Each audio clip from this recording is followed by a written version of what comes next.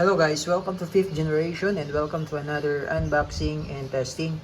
Shoutout po natin Sir Romeo. Okay, ngayon meron tayo ditong Glock 17 Gen 3. This is an airgun pistol po. Airgun pistol CO2 powered. Ito yung kanyang hangin. This is 12G CO2 cartridge. And itong hangin na to is disposable. Good for 60 shots more or less. Tapos ang bala niya ay bolitas. Pwedeng bolitas. Pwede rin ito. Yung lead pellets. This is caliber 177. This is the standard pellets. Ayan. Pwede rin ito. Ito naman po ay caliber 177 slug. Yes, pwede po siya dito sa ating unit. Medyo mabigat lang ang slug compared to the standard pellets. Ayan. Okay, so yan po. Yan po ang kanyang bala. Dual ammo. Ibig sabihin, ulitin ko po, pwedeng bolitas. Bolitas po yan. Ito yung magnet. 4.5mm steel ball. Pwede rin siyang lead. Okay? So, paano ba nilalagay yung mga bala na yan? So, mamaya po, i-demonstrate po natin. Okay? So, this is the Glock 17 Gen 3. Dual ammo with hard case. So, may kasama na siyang case. May kasama na rin siyang cleaning rod, maintenance manual, operating instruction manual. Ayan. Ayan. Si Glock 17 Gen 3. With markings pa po yan sa slide. Ayan. Sa grip, sa mag base, sa kabilang side. Ayan o. Officially licensed product of Glock. Meron siyang rail for flashlight, standard sight.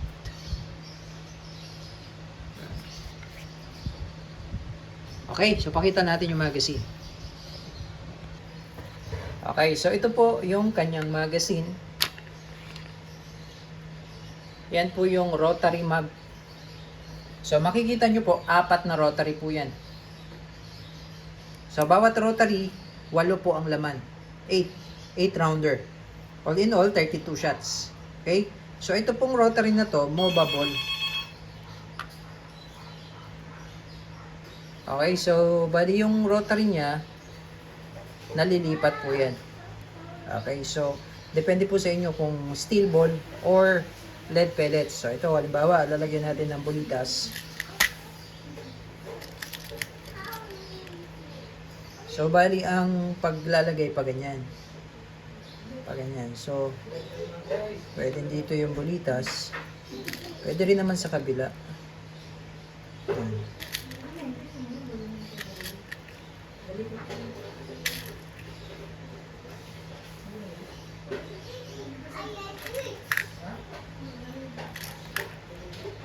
Ayan yung bolitas.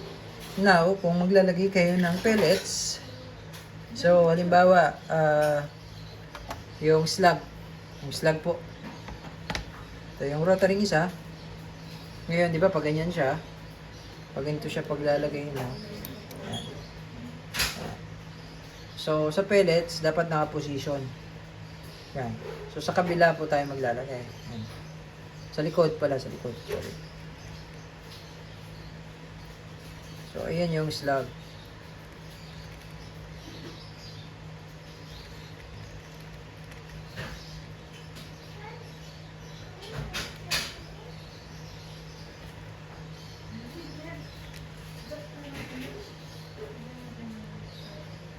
So, pagka maluwag, ulitin natin, medyo maluwag eh.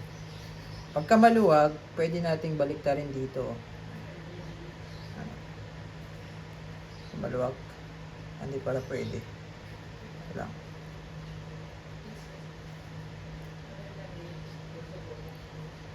So, pwede po yung slug nga lang. Yung slug po ay medyo mabigat po yung weight compared to standard pellets.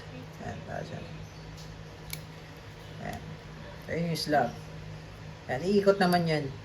Okay? Now, kung yung ordinary pellets, o yung standard pellets, ganun pa din sa kabila. Yung standard pellets.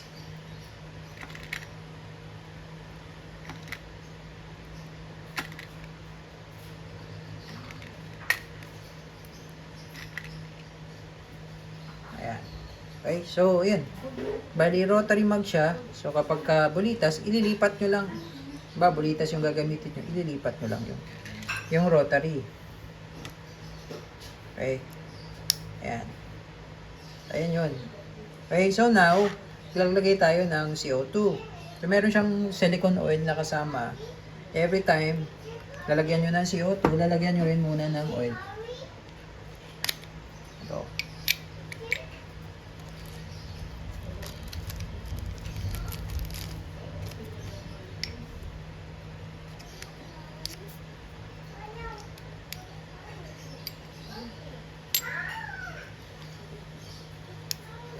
Kailangan lang po medyo mabilis po ang ikot at tamang higpit lang.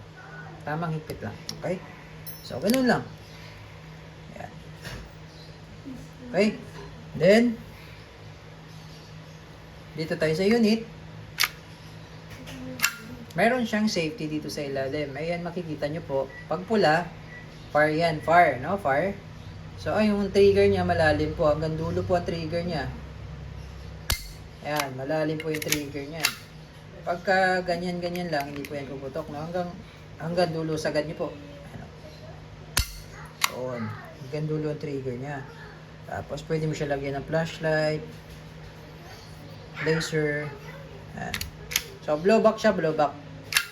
So, ito, gumagalaw po ito. Okay, so ito, pagka ipapasok nyo sa unit, pag ganyan. Huwag pataod kasi, pag ganyan, patagilid, pwedeng malaglag yung rotary. Pag ganyan. Ito pala, pagka red, that's fire. Pagka white, that's safe. Safe. Yan yung safety. Okay, so, testing. So, bali yung ilagay natin yung slug. Okay, tapos ito yung standard pellets, ito naman steel ball. Okay. Testing Glock 17 Gen 3.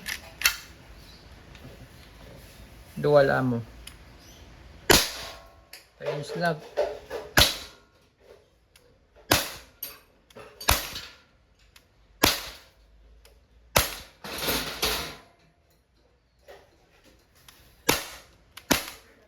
Okay, so wala na.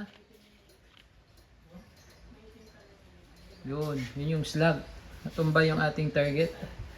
So, ililipat natin ngayon yung standard pellets. So, by the way, mayroon siyang kasamang standard pellets. So, yung slug, sold separately po.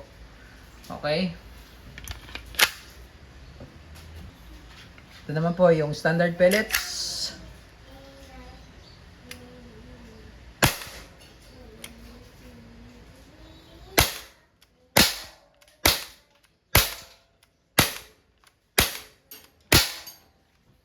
Okay. Ngayon, lilipat naman natin yung bulitas.